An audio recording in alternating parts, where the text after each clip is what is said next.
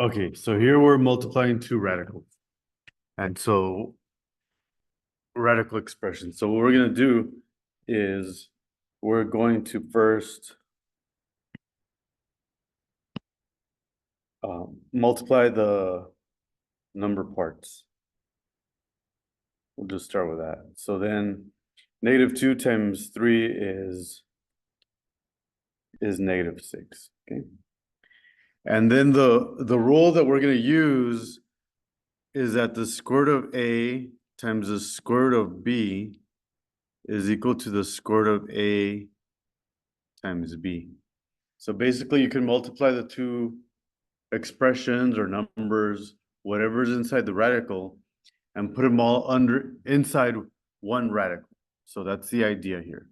Okay, so we're gonna take everything that was in here and multiply it by everything in here. Now I'm gonna write it out.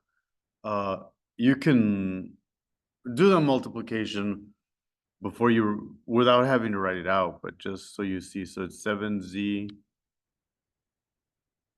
cubed times 14z to the 8th. All right, so now we see that we can actually multiply the 7 and the 14. So I've got this side over here where I'm doing scratch work. So it's 28, 7, 8, 9. So I think that's 98. If I did that right. And then I've got z to the third power times z to the 8th. So that's going to be we're going to add the exponents. This is the case where you add the exponents. So 8, 9, 10, 11. So we end up with z to the 11th. Okay, so we've multiplied, and that's the primary operation there, multiplying, but the prompt is to simplify.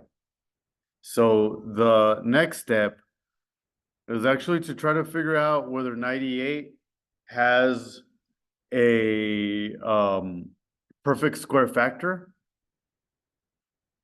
and whether z to the 11th has a perfect square factor. Now, most of the time, this will have a perfect square factor, so I'll show you that in a minute. The number, it's not always easy to find. We could just to make our life a little easier. Let's make a list of all the factors of 98. And let me see, I'm just gonna use the internet to help me. Find all prime factors. No, find all factors of 98. And hopefully we'll recognize whether one of these is a perfect square. Well, the only perfect square factor in there is 49, right? So hopefully most of us recognize that 49 is a perfect square factor. We could have taken our time and written out all the factors, but the internet is helpful for those kinds of things. So, and you might already have known these. So 49, so let me go back to this. And so we'll know that 98 is 49. Now it's probably obvious to you that that's 49 times 2. Now we're going to separate those because we want perfect square factors over here and then non-perfect square factors over here. Now when it comes to z to the 11th, what you want to do is you want to break this up into z to the 1 and then whatever even exponent is left. And that's because z to the 10th is a perfect square factor. So z to the 10th, and then you've got the other z by itself. Okay, so now, even though we multiplied and got everything inside one parentheses, we're actually gonna separate them again. So this is gonna be -6 square root of 49 z to the 10th square root of 2z.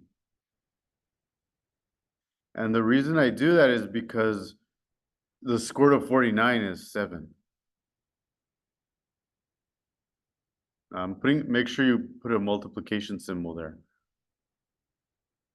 And then the square root of z to the 10th, you'll divide the exponent by 2. So this is z to the 5th. And then the rest of the things inside the radical have to stay inside the radical. And so 7 times 6 is 42, so it's minus 42. Z to the 5th root 2z. And that is the answer that we're looking for.